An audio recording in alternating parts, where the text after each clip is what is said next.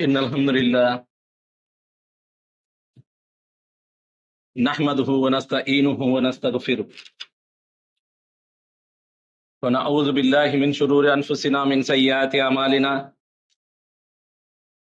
من يهده الله فلا مضل له ومن يضلله فلا هادي له وأشهد أن لا إله إلا الله وحده لا شريك له وأشهد أن محمدا عبده ورسوله بسم الله الرحمن الرحيم يا أيها الناس اتقوا ربكم الذي خلقكم من نفس واحدة وخلق منها زوجها وبث منهما رجالا كثيرا ونساء واتقوا الله الذي تساءلون به والأرحام إن الله كان عليكم رقيبا قال الله سبحانه وتعالى في قرآنه الكريم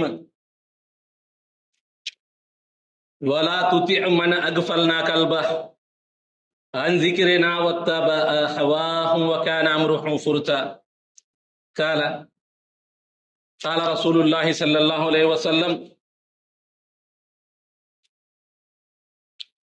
يقول الله تعالى وأنا معه إذا ذكرني فإن ذكرني في نفسه ذكرته في نفسي وإن ذكرني في ملأ ذكرته في ملأ خير رواه البخاري أما بعد فإن خير الحديث كتاب الله وخير الهدي هدي محمد صلى الله عليه وسلم وشر الأمور محدثاتها وكل محدثة بدعة وكل بدعة ضلالة وكل ضلالة في النار يا أيها الذين آمنوا اتقوا الله وقولوا قولا سديدا يصلح لكم أعمالكم ويغفر لكم ذنوبكم ومن يطع الله ورسوله فقد فاز فوزا عظيما يا أيها الذين آمنوا اتقوا الله حق تقاته ولا تموتن إلا وأنتم مسلمون سبحانك لا علم لنا إلا ما علمتنا إنك أنت العليم الحكيم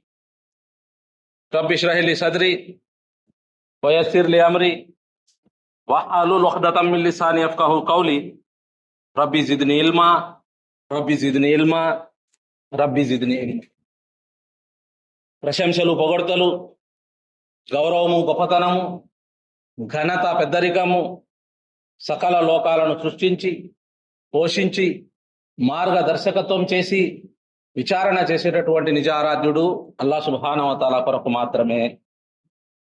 మరియు అల్లాహ్ సుబ్హానహు వ తఆలా చే ఎన్నుకోబడినటువంటి అత్యుత్తమమైన సందేశహరులందరికీ నాయకుడు, మనందరికీ మార్గదర్శకుడు అయినటువంటి ముహమ్మదుర్ రసూలుల్లాహ్ సల్లల్లాహు అలైహి వసల్లం గారిపై అల్లాహ్ సుబ్హానహు వ తఆలా యొక్క దయ, కరుణ, శుభాలు, శాంతి, అనుగ్రహాలు కురియాలని ప్రార్థిస్తున్నాను.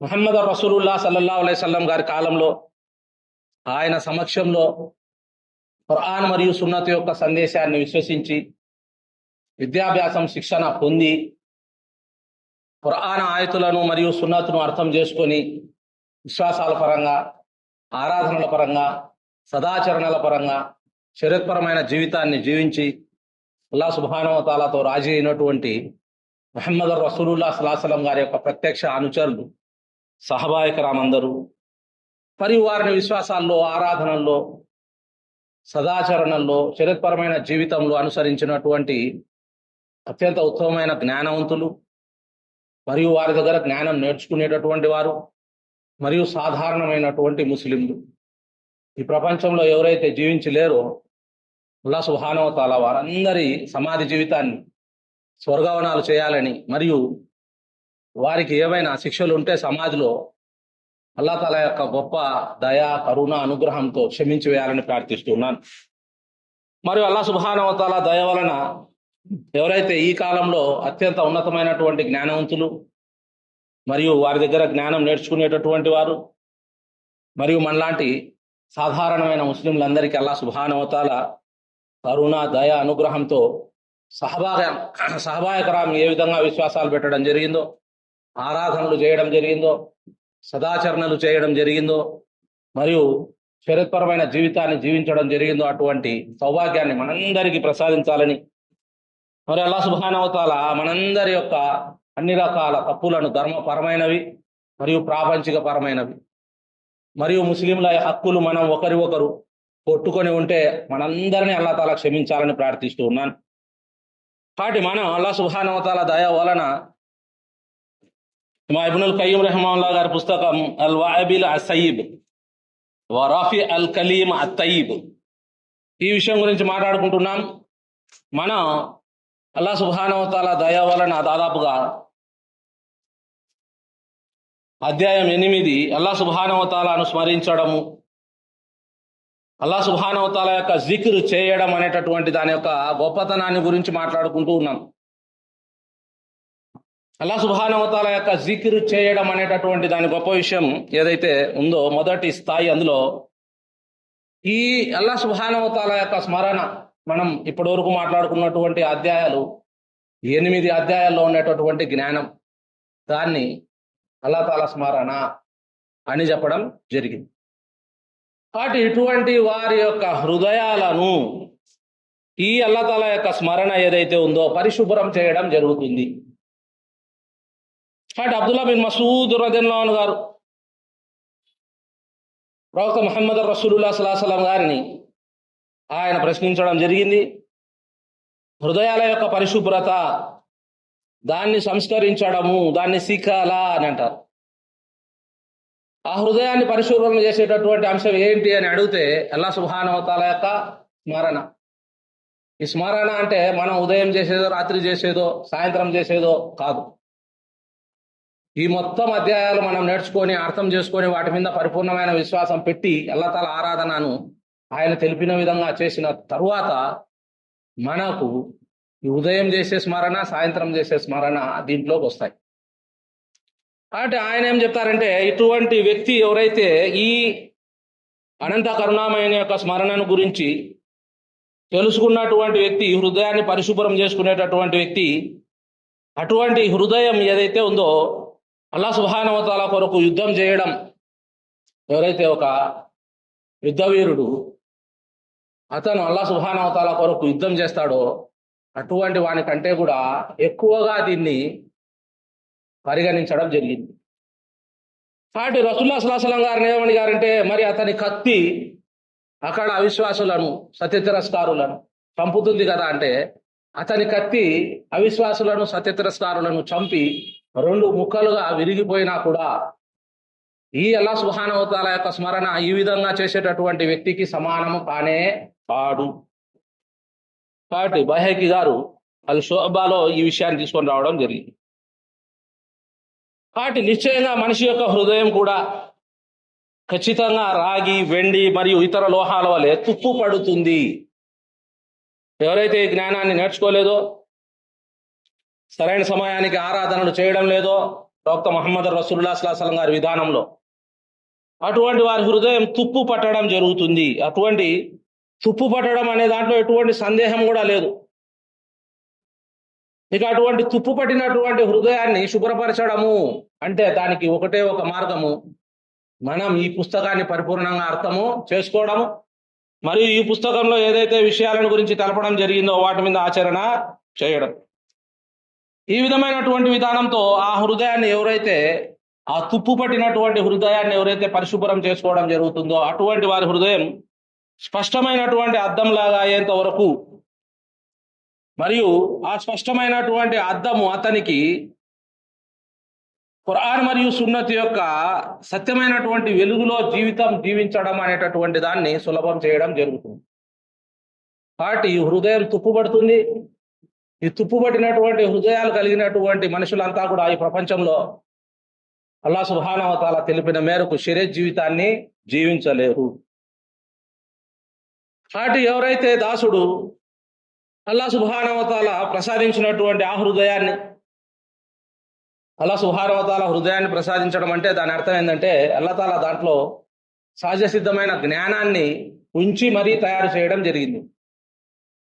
కాబట్టి మనల్ని సృష్టించినటువంటి అల్లాహ్ సుబ్హానహు వ తఆలా హృదయంలో సహజ సిద్ధమైన జ్ఞానాన్ని ఉంచి మరీ తయారు చేయడం జరిగితే, అక్కడ ఏదైతే ఖురాన్ మరియు సున్నత్కు సంబంధించిన జ్ఞానాన్ని అల్లాహ్ సుబ్హానహు వ తఆలా అవతరింపజేయడం వలన, ఆ హృదయం ఆ జ్ఞానం నేర్చుకోకపోవడం వలన అది తుప్పు పట్టిపోవడం జరిగింది.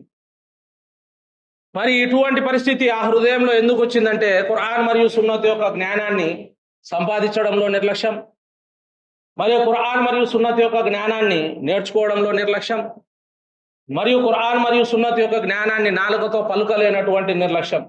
కాబట్టి శరీర అవయాలతో మాత్రమే మేము ఇస్లాం సంబంధించిన వారము అని చాలా మంది ఈ కాలంలో బాహ్య రూపంతో తిరుగుతూ ఉంటారు, కానీ వారి యొక్క హృదయాల్లో వారు అనుకుంటూ ఉంటారు మేము ఇస్లాం సంబంధించిన వాళ్ళమే అని. ఇది ఒక శైతాన్ యొక్క అతిపెద్ద మోసం, శైతాన్ యొక్క అతిపెద్ద వస్వస. ఎప్పుడైతే ఖురాన్ మరియు సున్నత్ యొక్క స్పష్టమైన సాక్ష్యాధారాలు ఆ హృదయానికి తగలవో, ఆ హృదయంలోకి విద్యాభ్యాసం శిక్షణ ద్వారా పోవో, అటువంటి హృదయం ఎప్పుడు కూడా పరిశుభ్రము కాదు. కాబట్టి ఈ విధంగా ఖురాన్ మరియు సున్నత్ యొక్క సాక్ష్యాధారాల మేరకు ఎవరైతే విద్యాభ్యాసం శిక్షణను పొంది ముహమ్మద్ రసూలుల్లాహ్ సల్లల్లాహు అలైహి వసల్లం గారు ఏ విధంగా ఆయన ప్రత్యక్ష అనుచరులకు విద్యాభ్యాసం శిక్షణ ఇవ్వడం జరిగింది. ఇవాళ పేర్లు చెప్పుకొని మనం బతుకుతూ ఉన్నాం. వారు పేర్లు కూడా వారికి ఇస్లాం సంబంధించినవి లేవు.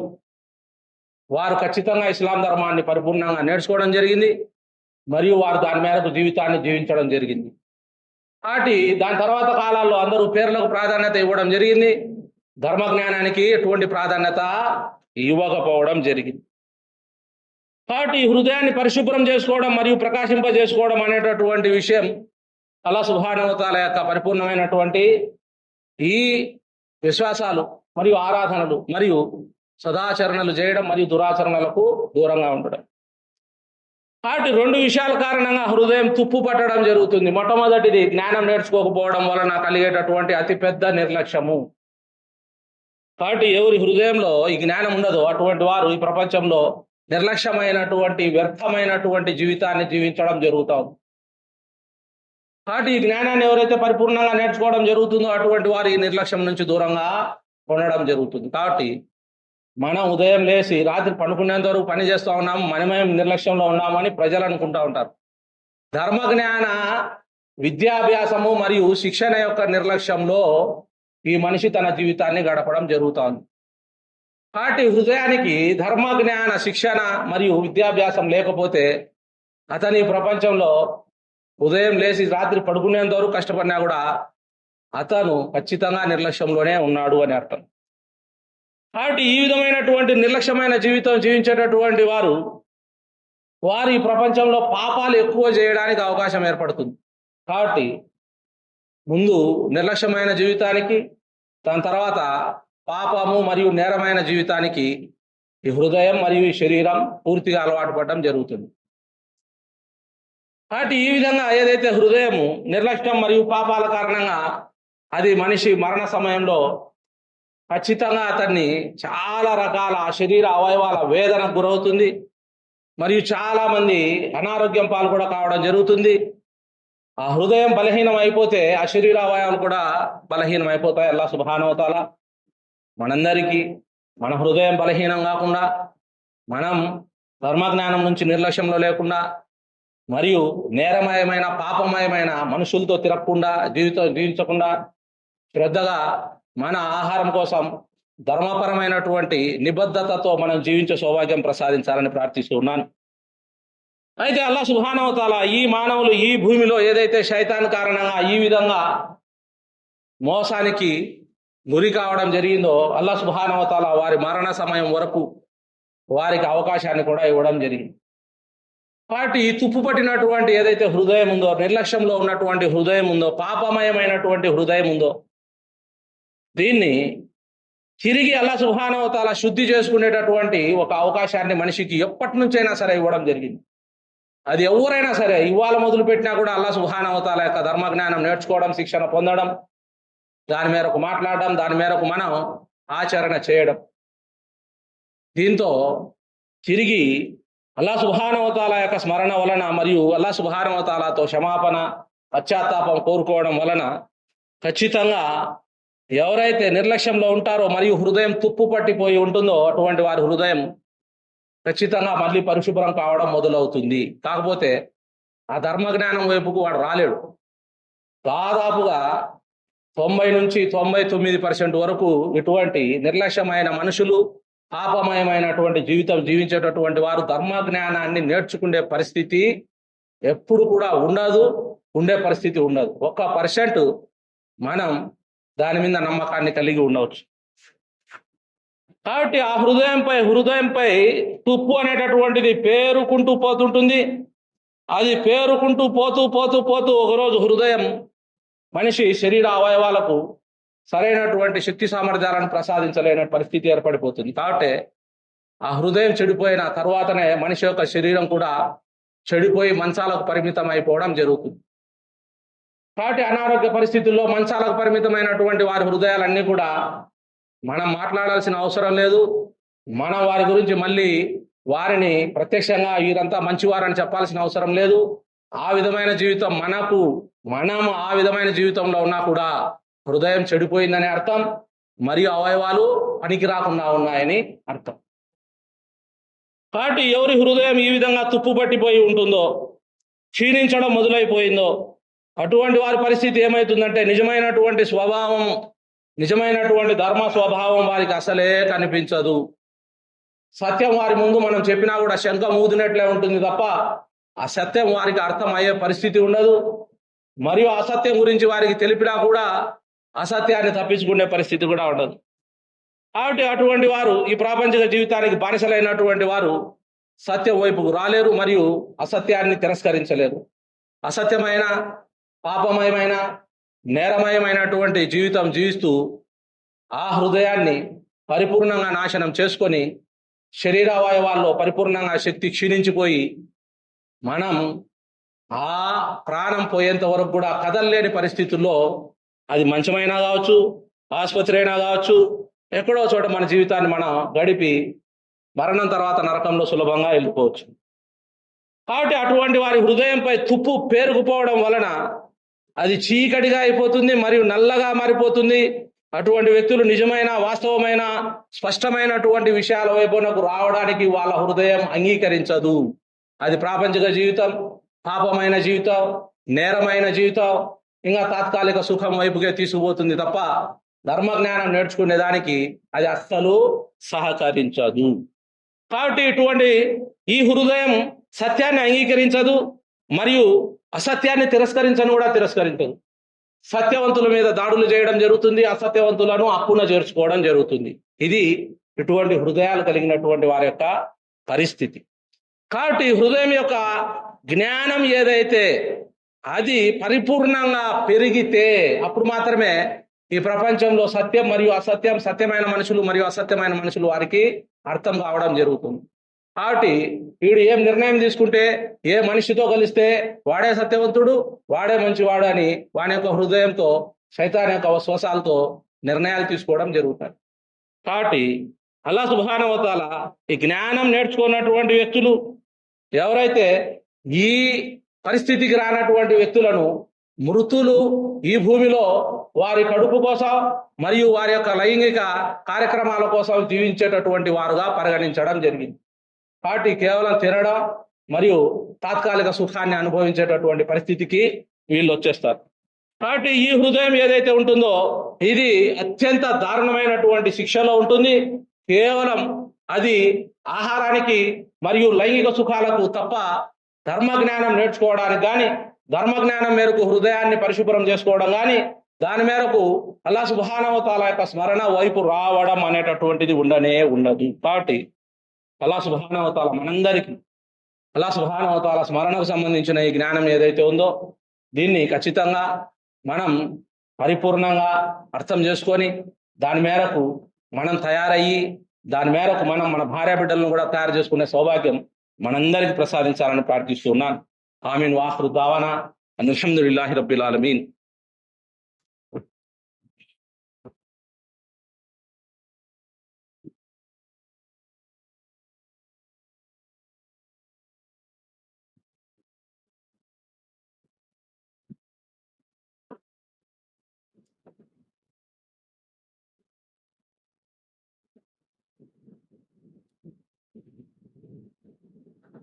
إن الحمد لله نحمده ونستعينه ونستغفره ونعوذ بالله من شرور أنفسنا من سيئات أعمالنا من يهده الله فلا مضل له ومن يضلله فلا هادي له وأشهد أن لا إله إلا الله وحده لا شريك له وأشهد أن محمدا عبده ورسوله. بسم الله الرحمن الرحيم. ఇన్నల్లాహ వ మలాయికతహు యుసల్లూన అలన్ నబీ యా అయ్యుహల్లదీన ఆమను సల్లు అలైహి వసల్లిము తస్లీమా అల్లాహుమ్మ సల్లి అలా ముహమ్మద్ వ అలా ఆలి ముహమ్మద్ కమా సల్లైత అలా ఇబ్రాహీం వ అలా ఆలి ఇబ్రాహీం ఇన్నక హమీదుం మజీద్ అల్లాహుమ్మ బారిక్ అలా ముహమ్మద్ వ అలా ఆలి ముహమ్మద్ కమా బారక్త అలా ఇబ్రాహీం వ అలా ఆలి ఇబ్రాహీం ఇన్నక హమీదుం మజీద్. కాబట్టి ఈ హృదయం పరిపూర్ణంగా తుప్పు పట్టిపోవడం, దానికి నిజం అర్థం కాకపోవడం, సత్యం అనేది అసలు తెలుసుకోలేకపోవడం, అసత్యానికి ముందుగా విరివిగా పరిగెత్తుకుంటూ పోవడం, ప్రాపంచిక జీవితపు తాత్కాలికమైన వ్యామోహం, నేరమయం, పాపమయం, ఈ విధమైనటువంటి పరిస్థితి ఎందుకు వస్తుందంటే అతను తన యొక్క నిర్లక్ష్యం కారణంగా మరియు అతను తన యొక్క ఈ తాత్కాలిక ప్రాపంచిక జీవితపు కోరికల మీద పూర్తిగా నడవడం వలన ఎటువంటి పరిస్థితి రావడం జరుగుతుంది. కాబట్టి ఎవడైతే ఈ ప్రాపంచిక జీవితపు తాత్కాలిక వ్యామోహపు జీవితానికి ప్రాధాన్యత ఇవ్వడం జరుగుతుందో, ప్రపంచంలో కనపరిచే ప్రతి ముస్లిం కూడా వీడు మా వర్గానికి సంబంధించిన వాడే అంటాడు. ఎవడైతే పరిపూర్ణమైనటువంటి ధర్మ జ్ఞానాన్ని నేర్చుకోవడం జరుగుతుందో అటువంటి వారు మేము పరిపూర్ణంగా సహాయకరం యొక్క సిద్ధాంతానికి సంబంధించిన వారము అంటారు. కాబట్టి ఇది చాలా పెద్ద తేడా, ఇది ఎవరికి అర్థం కాదు. ఎందుకంటే ధర్మ జ్ఞానం మొహం చూడలేదు, ధర్మ జ్ఞానం విద్యాభ్యాసం లేదు, శిక్షణ లేదు. కేవలం మనకు వంశ పారంపర్యంగా ఏదో మన తల్లిదండ్రులు మనల్ని ముస్లింలుగా పుట్టించడం, దానికి ఒక ముస్లిం పేరు పెట్టడం, మనం ఏదో మసీదుల వైపు నాకు వస్తే దాన్ని పట్టుకొని తిరగడం, ఈ విధమైనటువంటి పరిస్థితుల్లో మనం జీవిస్తూ మన హృదయాన్ని, ఆ కోరికలను మరియు దాన్ని నిర్లక్ష్యం చేసుకోవడం, మరియు మనం తుప్పు పట్టి పోవడం, ఈ తుప్పు మనకు అర్థం కాకపోవడం. కాబట్టి ఆ హృదయం ఎప్పుడైతే అల్లాహ్ సుబ్హానహు వ తఆలా యొక్క పరిపూర్ణమైనటువంటి ఈ అల్లాహ్ తాలా యొక్క స్మరణ వైపుకు రాదో మొద్దుబారిపోతుంది, దానికి ఆరాధన యొక్క శ్రద్ధ ఉండదు, మరియు దానికి ప్రపంచంలో కూడా అల్లాహ్ సుబ్హానహు వ తఆలా ఎటువంటి ఆసక్తి ఉండేటటువంటి జీవితాన్ని కూడా ప్రసాదించడు.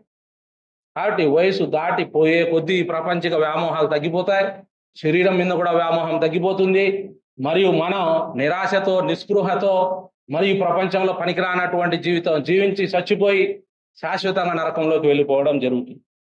కాబట్టి ఎప్పుడైతే ఈ హృదయాలు మసకబారిపోతాయో అటువంటి గుడ్డి హృదయాలు అయిపోవడం జరుగుతుంది, కఠిన హృదయాలు అయిపోవడం జరుగుతుంది, మృత హృదయాలు అయిపోవడం జరుగుతుంది.